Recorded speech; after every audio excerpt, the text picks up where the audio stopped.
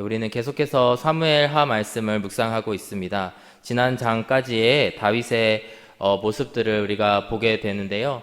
다윗은 어제 우리가 함께 살펴본 3장 1절에서 11절까지의 말씀에서 이제 헤브론에 정착을 하게 되고 그곳에서 유다의 왕이 되게 됩니다. 사무엘하 초반부에 보면은 이제 사무엘상이 끝나면서 이제 사울이 이제 죽게 되죠. 그리고 사울이 죽었지만 다윗이 곧바로 전 이스라엘의 왕이 되는 것이 아니고 그가 먼저 7년 반 동안 유다의 왕이 됩니다. 유다 족속의 왕이 되게 되는 것이죠. 반면 이스라엘의 왕은 명목상 누가 왕이었냐면 오늘 본문에 계속 나와 있는 이스보셋이라고 하는 바로 그 사울의 아들 중에 한 명이 그 자리에 오르게 됩니다. 그리고 원래 사울의 군대 장관이었던 아브넬이 이제 이스보셋이 왕이 되는 것을 돕고 실질적으로 그 옆에서 통치하는 일들이 벌어지게 됩니다.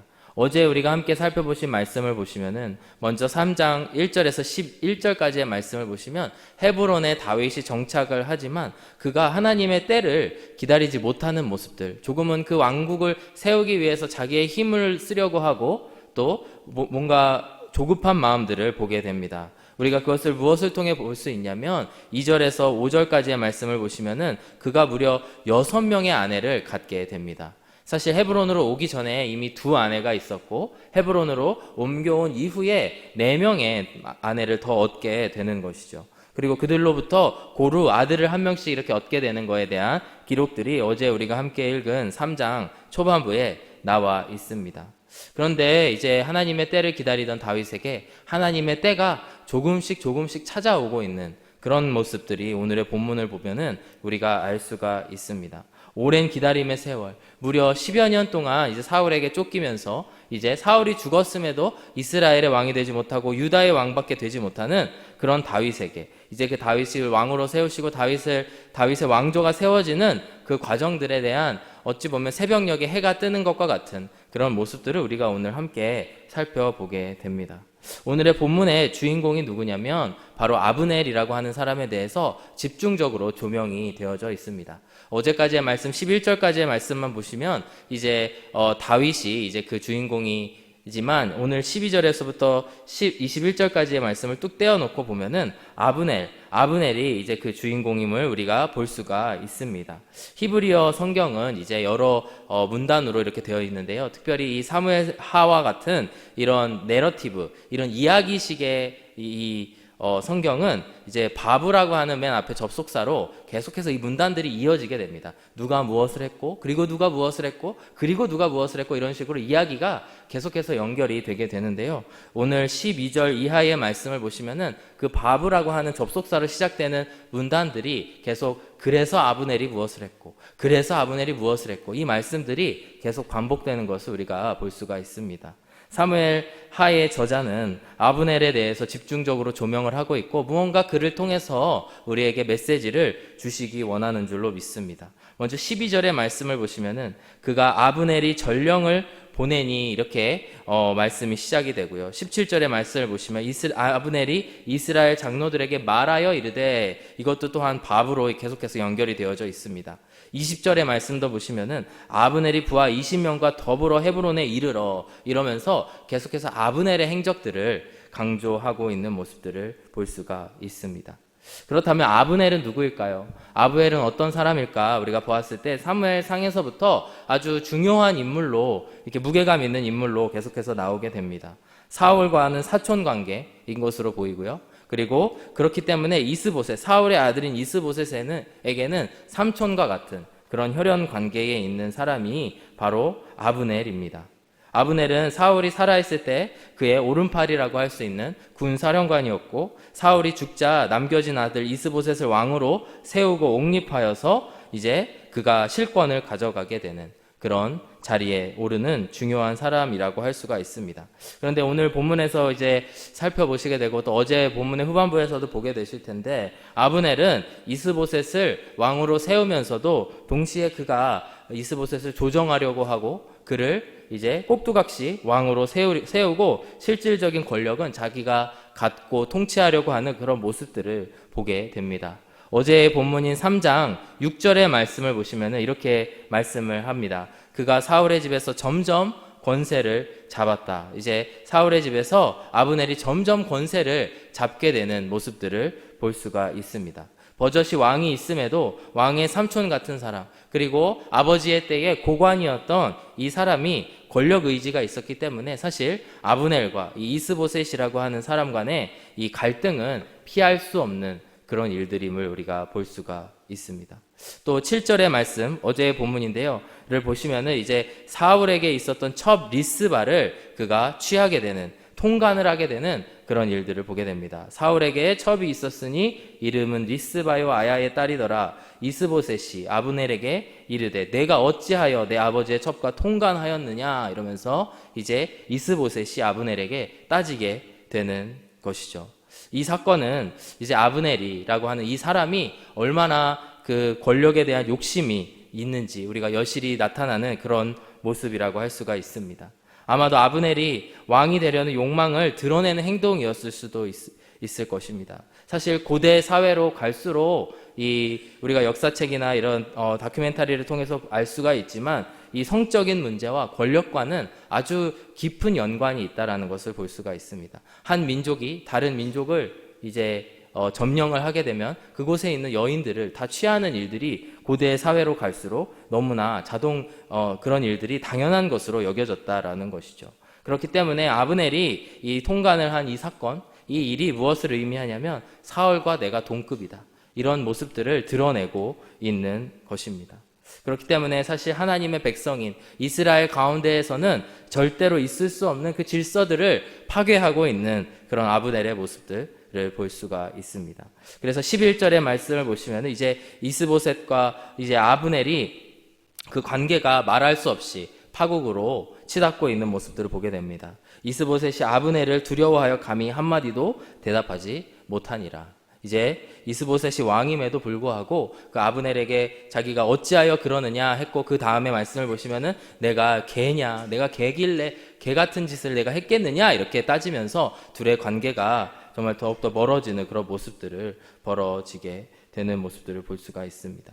근데 제가 사실 이 말씀을 이제 우리가 생명의 삶을 이제 순차적으로 가기 때문에 이 말씀을 처음 받아서 이 말씀을 묵상하는데 조금 답답한 마음이 들었습니다. 무슨 말씀을 전해야 되나?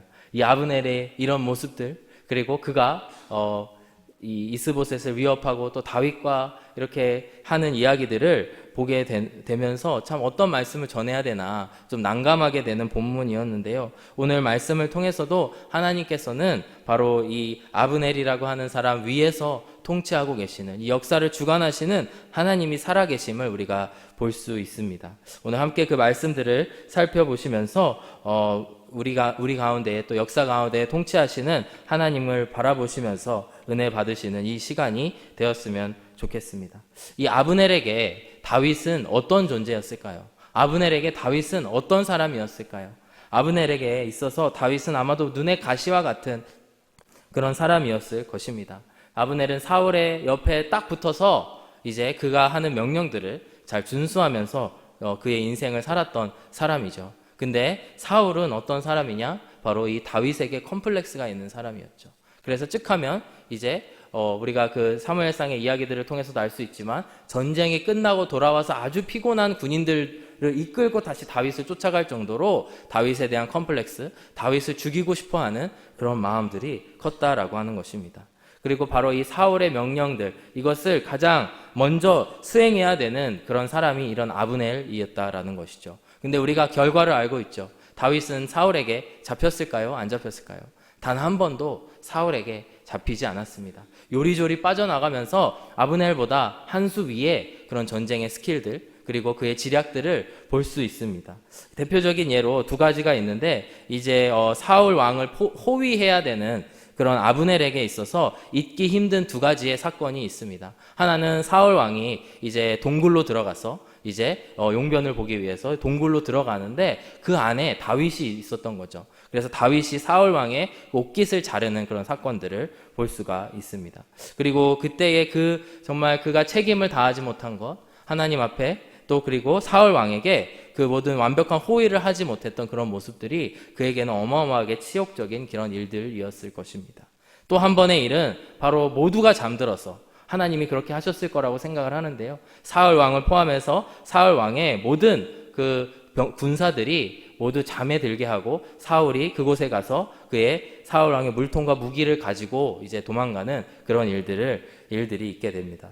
그리고 다윗은 바로 이 직후에 그가 멀리 떨어진 이후에 바로 이 아브넬을 향해서 치욕적이고 조롱이 섞인 그런 말을 하고 있습니다. 사무엘상 26장 14절과 15절의 말씀에 다윗이 백성과 넬의 아들 아브넬을 대하여 외쳐 이르되, 이미 그 모든 무기와 이제 물통을 가지고 멀리 가서 이렇게 이야기를 합니다. 아브넬아 너는 대답하지 아니하느냐 하니 아브넬이 대답하여 이르되 왕을 부르는 너는 누구냐. 그 부르는 자가 누군지도 알지 못하는 그런 아브넬의 모습을 우리가 볼 수가 있죠. 15절에 보시면 다윗이 아브넬에게 이르되 내가 용사가 아니냐, 이스라엘 가운데에 너 같은 자가 누구냐. 그러한데 내가 어찌하여 내 주 왕을 보호하지 아니하느냐. 백성 가운데 한 사람이 내 주 왕을 죽이려고 들어갔었느니라. 이러면서 아브넬을 조롱을 하게 됩니다.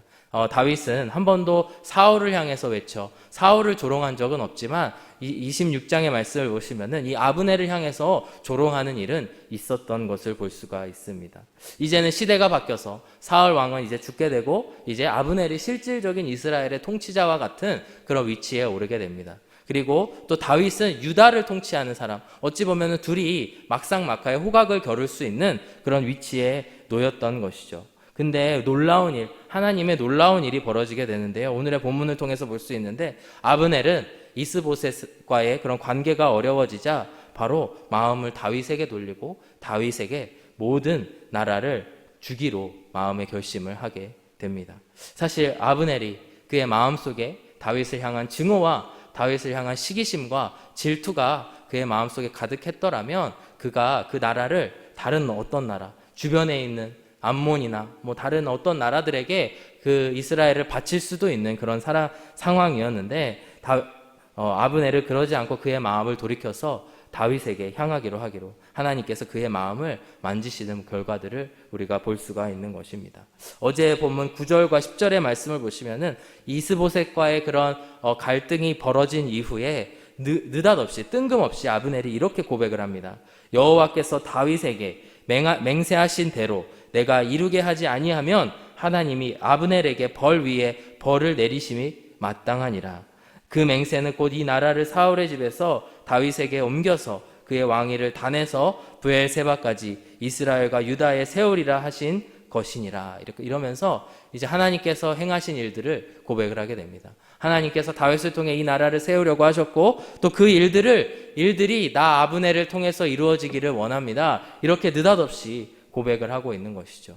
전후 맥락을 살펴봤을 때 이 아브넬이라고 하는 인물 그리고 이 다윗과의 관계만을 봤을 때는 절대 일어날 수 없는 일들이 벌어지게 되는 것을 볼 수가 있습니다.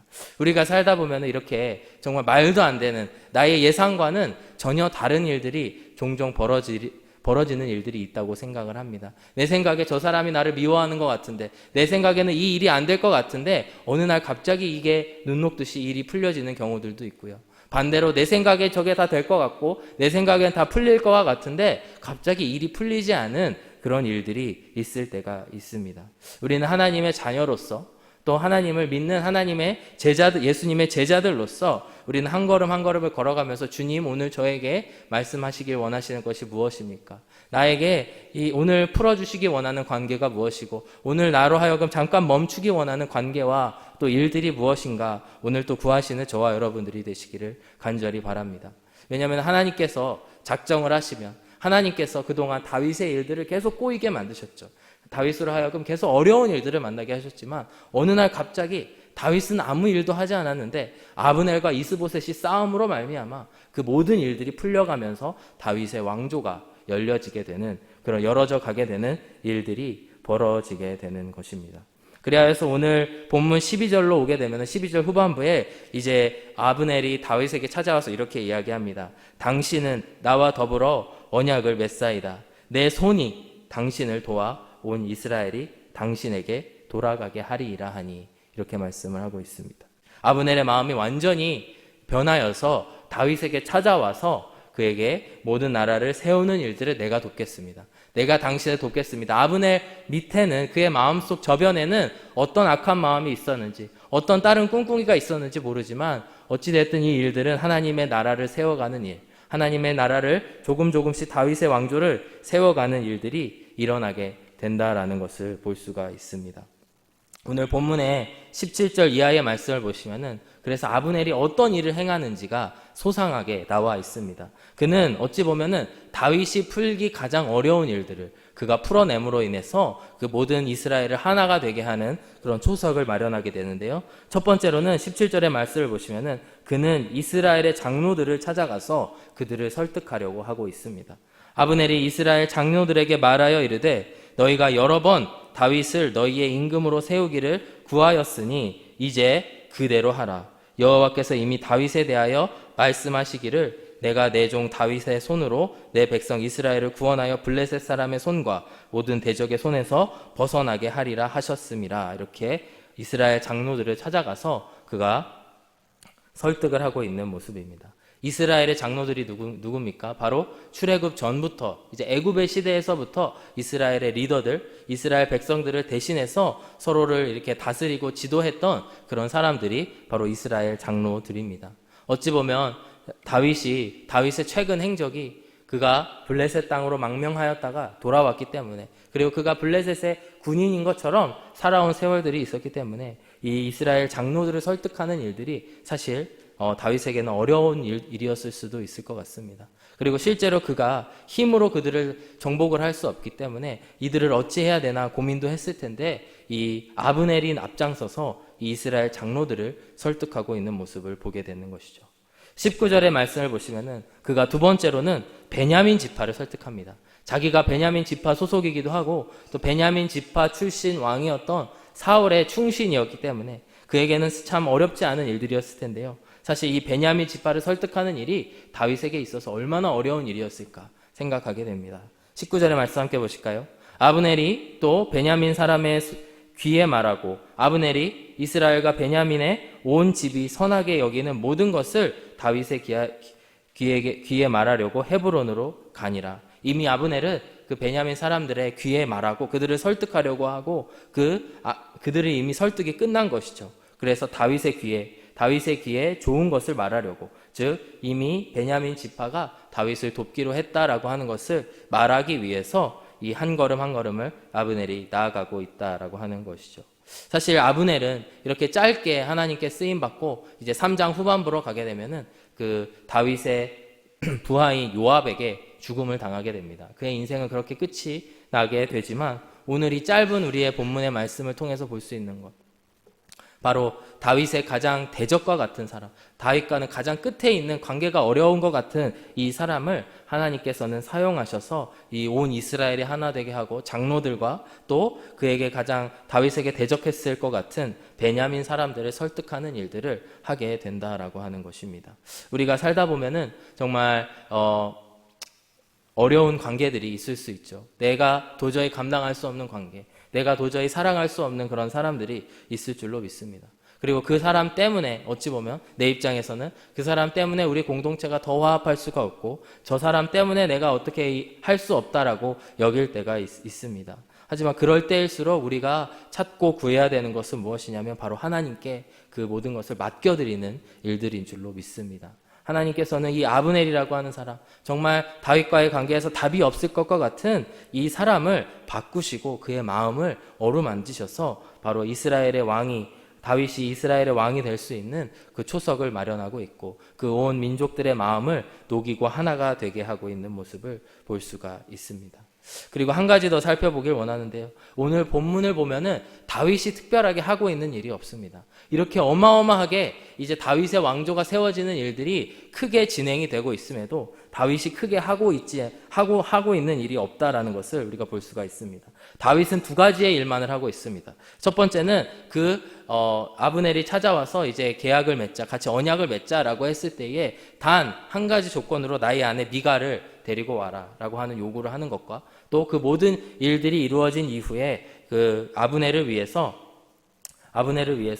이제 잔치를 배설하고 있는 그런 모습들을 그 두 가지의 일만 하고 있음을 볼 수가 있습니다. 어찌 보면 이 미가를 아내로 돌려달라고 하는 것에 대해서는 두 가지로 이제 서로 다른 해석들이 있습니다. 첫 번째로 미가를 달라고 하는 것 자체가 매우 계산적이고 정치적인 이제 이 다윗의 행동이다라고 주장하는 신학자들도 있습니다. 왜냐하면 그가 미갈을 돌려받음으로 인해서 미갈로 말미암아 이제 사울 왕의 사위의 지위가 다시 회복되는 것이고, 그래야지만 그가 왕으로 다시 한번 우뚝 설 수 있기 때문에 매우 정치적이고 계산된 방법이었다라고 주장하는 분들도 있고요. 하지만 동시에 미갈이 의미하는 것이 뭐냐면 바로 다윗의 첫 번째 아내입니다. 첫 번째 아내이고, 그가 철저하게 이 율법에 따라서 그리고 사울 왕과의 계약을 준수하면서 그 약속에 따라 정혼한 자이기 때문에 그의 도강지처와 같은 그 와이프를 회복시키려고 하는 그 율법의 회복을 의미한다라고 하는 해석도 우리가 생각할 수가 있습니다. 하지만 이것이 어떤 해석이냐를 넘어서서 바로 이 미갈을 회복하는 일, 그리고 그로 말미암아 이제 아브넬에게 잔치를 배설하는 일들을 내세움으로 말미암아 다윗은 스스로 특별하게 하지 않는, 그런 행동하지 않는 일들을 우리가 볼 수가 있습니다.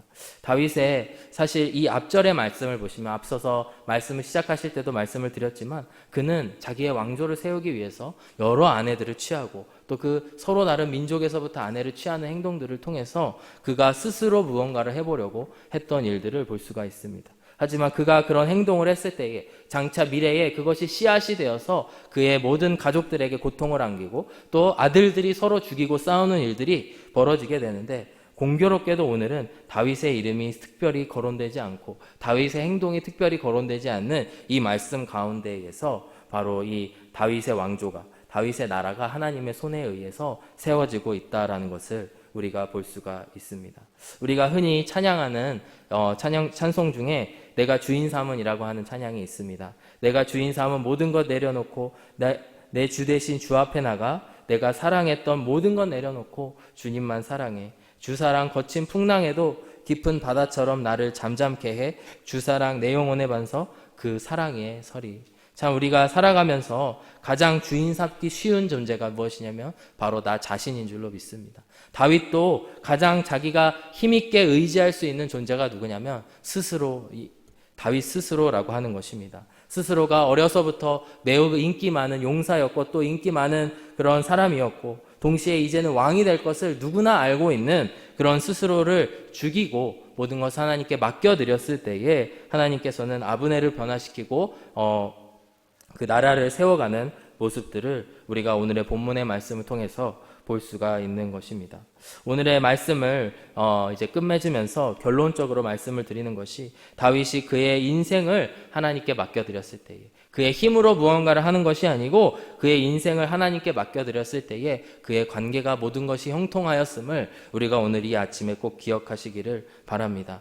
다윗의 힘으로는, 다윗의 말로는, 다윗의 행동으로는 도저히 바꿀 수 없는 아브넬의 마음을 하나님께서 바꾸셔서 바로 이 다윗의 왕조를 세워가는 일들에 사용하셨다라는 것을 이 시간 꼭 기억하시기를 부탁드립니다.